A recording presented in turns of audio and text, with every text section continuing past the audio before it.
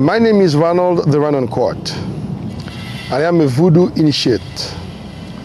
I was initiated back in 1985. But I have to tell you that I lived in the United States from 1970 to 1980.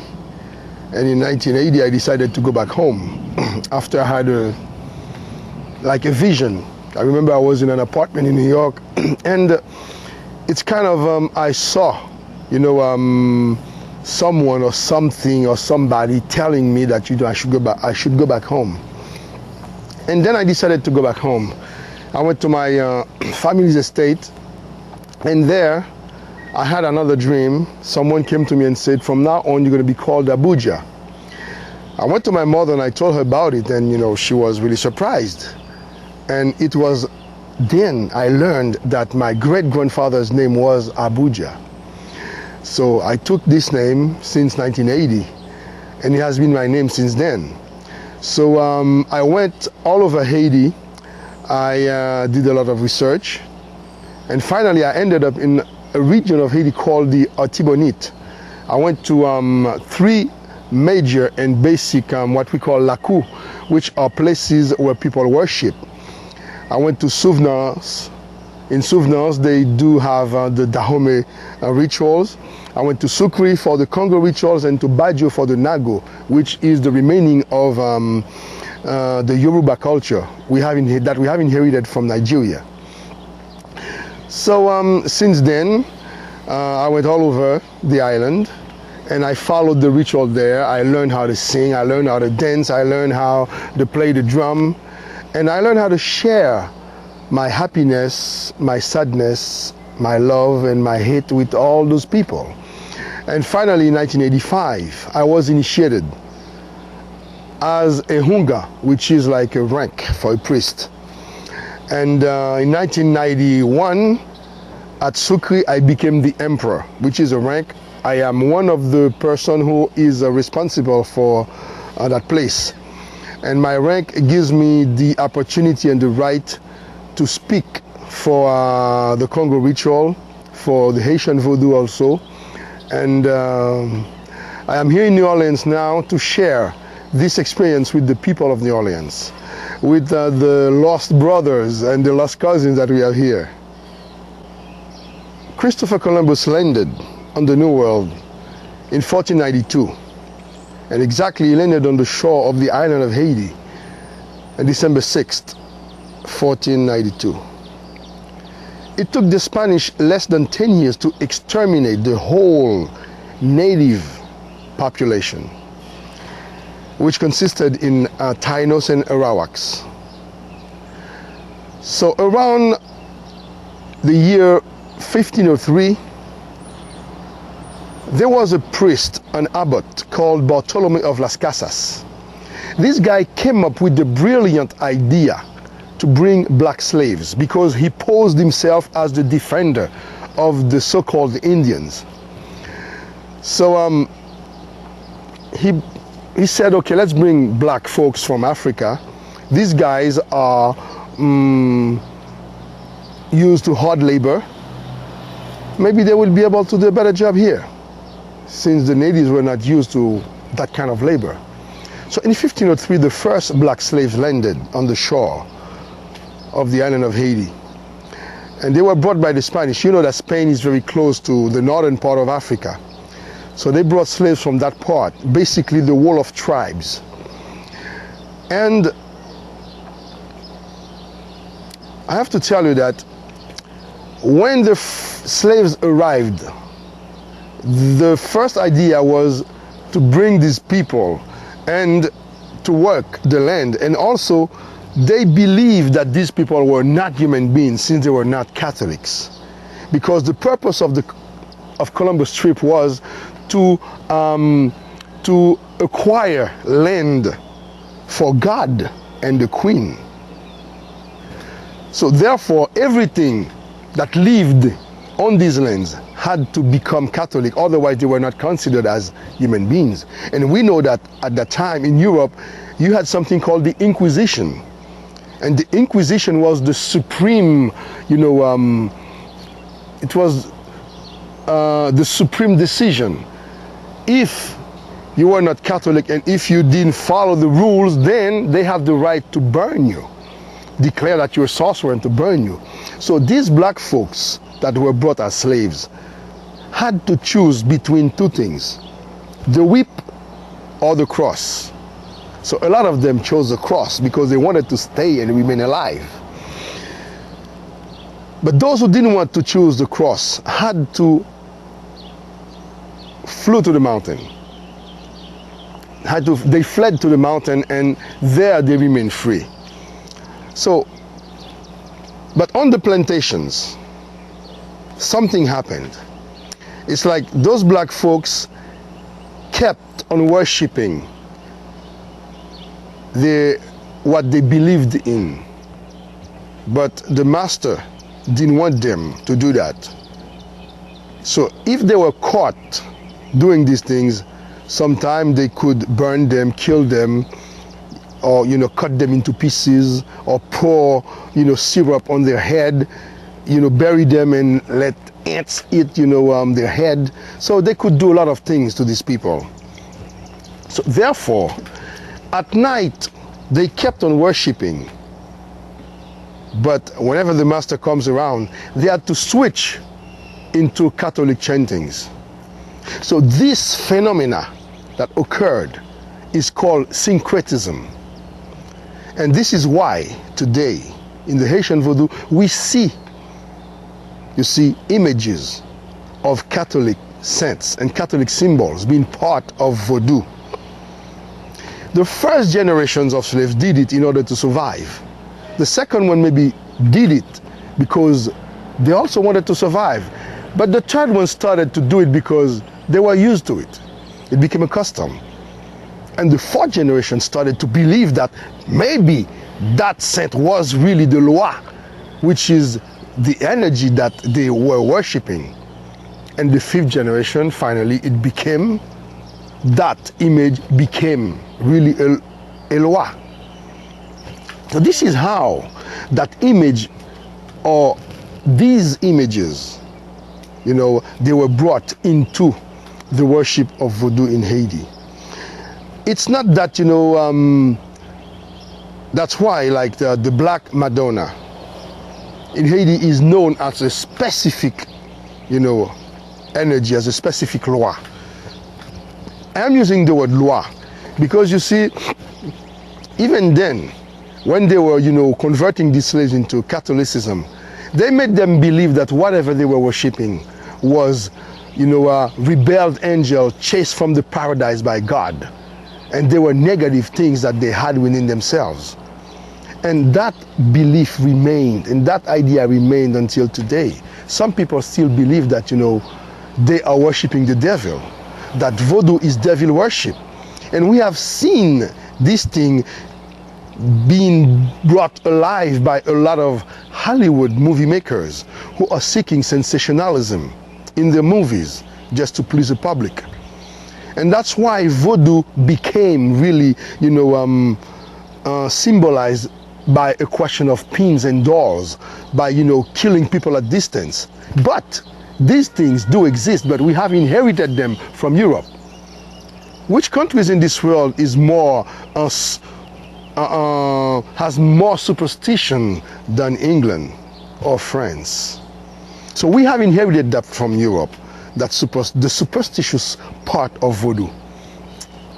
So the Black Madonna that they had in the Catholic Church became what we call in Haiti Erzuli. She became Erzuli Dantor, because we have different Erzuli. We have Erzuli Freda, we have Erzuli Dantor. But that Erzuli Dantor has a special meaning.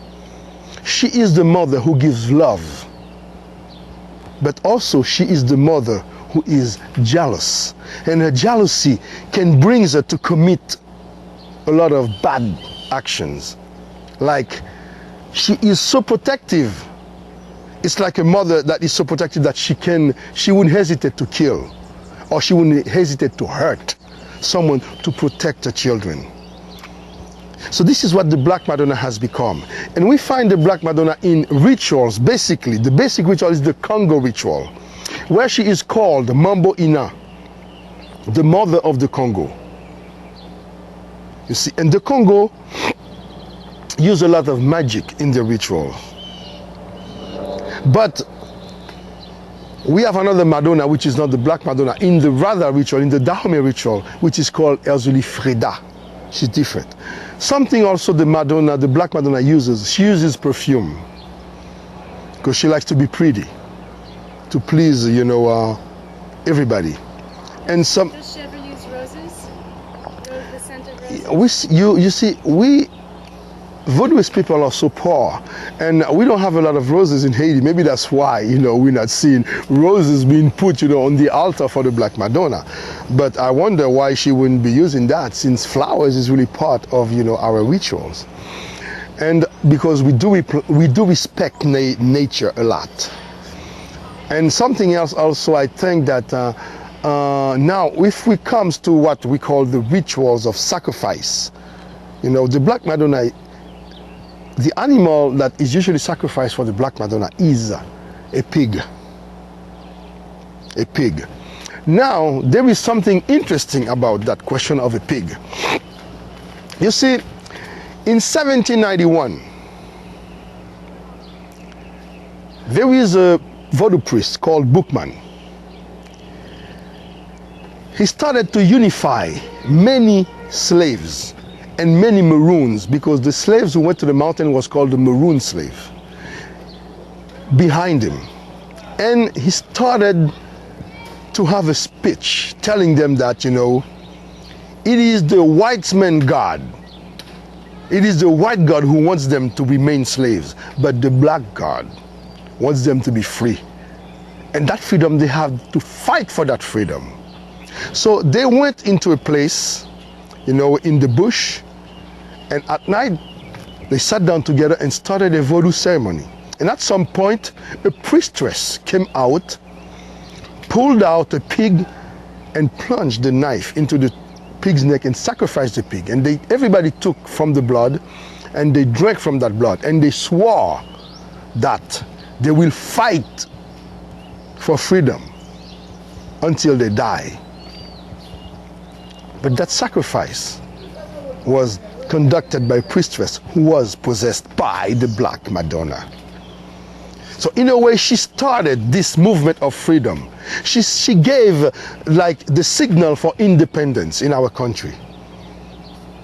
So the Black Madonna that we can call it Erzuli Dantor. In some places they call her Erzuli Poipiante. So she has many different names according to which part of the country you go. But it is still the same Black Madonna. So she is worshipped a lot in Haiti, and people do respect her and also fear her, because it's the idea, when you have a child, for that child to respect you, that your child has to love you and also fear you. Because if your child does not fear you, they will do a lot of negative things that you wouldn't want them to do. But as I told you, the rituals where she comes from is the Congo rituals.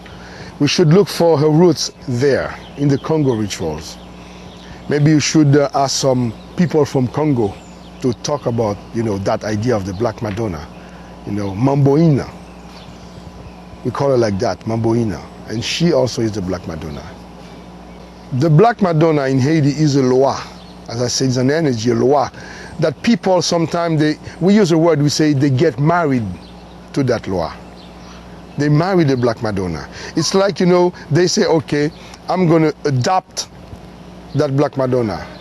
And she becomes that person's wife, whether it's a woman or a man. And then that person gives a special day to that Black Madonna, where they do special worship. They have to light a candle. They have to pour some special, drinks on the ground. They have to put some special food there, And we do that. Some people do that in Haiti. They don't do it everywhere, but at some places they really do that. As they can do it for another, like for Ogu, or for another loa. Because you see, this is very important. When I say loa, I don't want to use the word spirit, because the idea of spirit was given to us by our former masters. I'm sorry, because as I told you, they made us believe that it was a bad spirit coming into our body. But my personal experience of possession is not really related to any kind of spirit. It's energy I have within myself that I do let out. And that energy bursts, and when it bursts, it goes through my body. And to leave, to let out, it really shakes you down, shakes you a lot, and leaves you with an open mind, where you can see things that will happen that someone else wouldn't be able to see. Oh, it's part of you. It's within. It's you, but it's a part of yourself that awakens. That's what it is. You know, and according to how the person feels, it reacts this or that way. Then you can say that the person is possessed by the Black Madonna, or by Ogun, by this or by that. Same thing when you go to a shrink in the US here. They classify people by, behaviors. Hypertensive, he's paranoiac, he's depressive, you see what I mean? So the same thing, every law has a code, and the person reacts. According to this code, it has certain reactions that they do. It's my personal explanation of that phenomena. I'm not saying I'm right, but it's my own experience. Because you see, we have to deal with the Western world. The Western world is based by ratio. Ratio is like, the reasons. The Western world want to understand. They want to have a demonstration for everything. It's like everything has to be demonstrated. Scientifically, proven. You see what I mean? So that's why I'm trying to see an explanation that can be understood by these people. Because you see the wall between science and mysticism, which is what we don't understand yet. That's what mysticism is, something we don't understand yet, but that maybe one day we will understand it. The wall between these two things is very thin. It's very thin. It's not a very thick wall, very thin. This energy we carry inside doesn't have any color. That's when it will end. Because you see, I cannot ask someone, okay, if they don't want to like a black person, I will never convince them to like a black person. If that person doesn't want to like a white person, I will never be able to convince them to like a white person, or a Chinese or whatever. No, I think that, racism will end when we will change forms. When we go to another level. This is the lowest level. When we go to a higher level, then we won't have that problem any longer. But on this planet, it will never end. I don't believe it will end one day. We can do everything we want. At one time, the black were dominating the whites, then it changes, it will change again maybe, I don't know. You see, but it will never end. It's a vicious circle. You always come back where you started.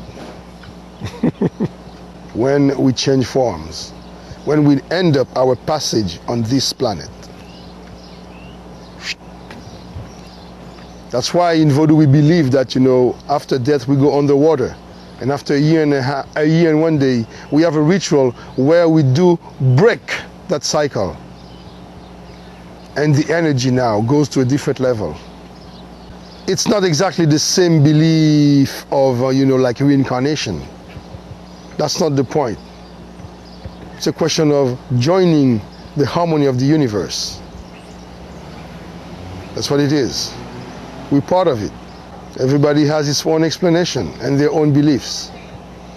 And as long as someone believes in their belief, if you keep believing in your belief, you will achieve something. I'm not against Catholics, I'm not against Protestant, as long as he is a real Catholic or a real Protestant, which is hard to do, but you see, I don't have any problems with that. In Vodou, the faith is experiential. It's not something conventional. where your father tells you, you have to believe in this, you have to believe in that, and that's it. No. You make your own experience of it. You come, you share it with us. You like it, you stay, you believe in it, you become a practitioner, or you don't. It's up to you.